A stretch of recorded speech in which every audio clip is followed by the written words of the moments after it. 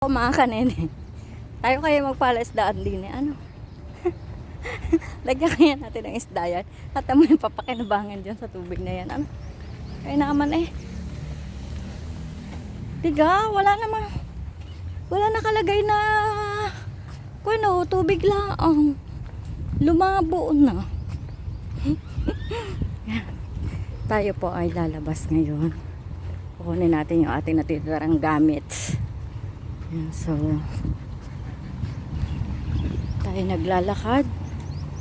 Saka grabe, pawisan ang mangyan.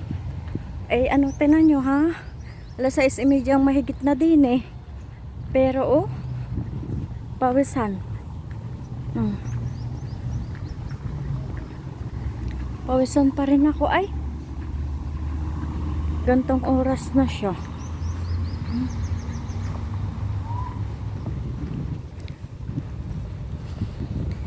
7 pa naman pala. 6:30 pala. So may 30 minutes pa akong pag-iintay din eh. Mahigit 30 minutes pa.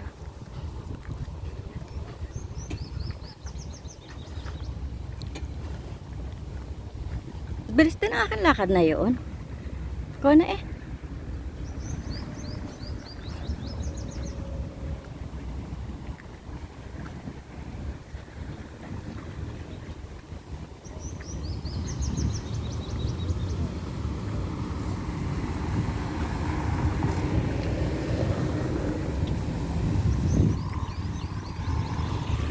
Aray, gar nila ang nangyayari din sa tubig na aray. Oh. Pwede naman siguro natin yung lagyan ng isda. Ano?